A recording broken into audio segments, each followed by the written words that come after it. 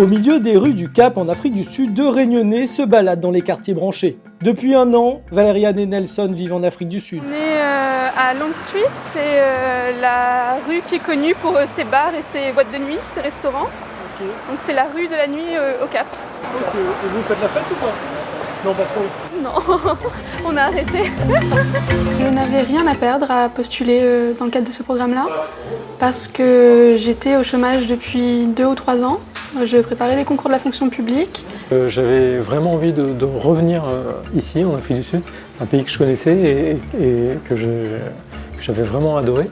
Et voilà, pour moi, c'était aussi une opportunité de venir pour améliorer mon anglais. Ce jour-là, des élus du département sont en mission de coopération dans ce pays arc-en-ciel. Sacrée expérience professionnelle dans un domaine non seulement culturel, mais aussi au niveau des missions qui nous sont dévolues, à savoir la promotion du français. Et voilà, travailler dans ce cadre-là et être en contact avec des locaux au quotidien. Je pense que l'Alliance, dans ce cadre, est une ouverture vers le monde extérieur. La Réunion magique. Merci beaucoup. Dans cette association relais de la culture française, La Réunion est très présente. J'ai été extrêmement bien accueillie par le directeur de l'Alliance et mon prédécesseur à l'époque. Le cadre m'a tout de suite plu, j'ai aimé où j'étais logée, etc. Dès le lendemain de mon arrivée, je me suis mis à travailler. Donc au début, ça a été un peu catastrophique parce que je comprenais rien à l'accent sud-africain, c'était un peu particulier. Et puis avec le temps, en fait, bon, ça a été en fait. Donc maintenant, ça va beaucoup mieux.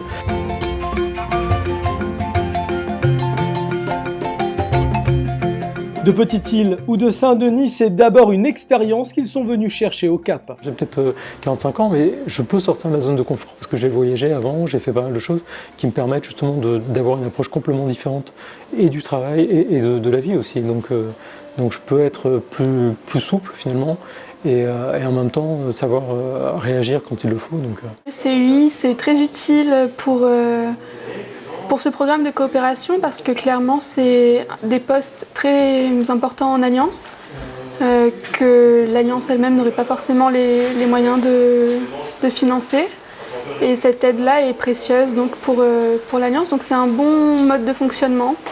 Ici, le travail ne manque pas, cours de langue, organisation d'événements, chaque instant est une expérience de plus. On voit sur le terrain que ça marche, que l'insertion que l'on promouvoit chez les jeunes au sein du département marche et que ça sert à quelque chose.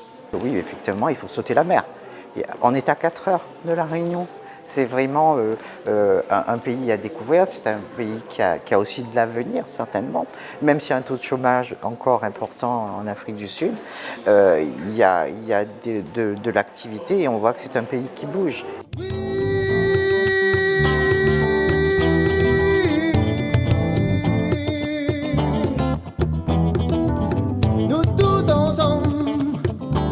Ce que je perçois, c'est qu'il y a parfois des tensions encore à La Réunion et je me dis on a la chance pourtant de vivre dans une île qui est extraordinaire, qui est belle, et puis qui est belle à la fois par sa géographie et puis par sa richesse historique aussi. Enfin, le métissage, tout ça, la rencontre des peuples, même si ça s'est fait dans la violence.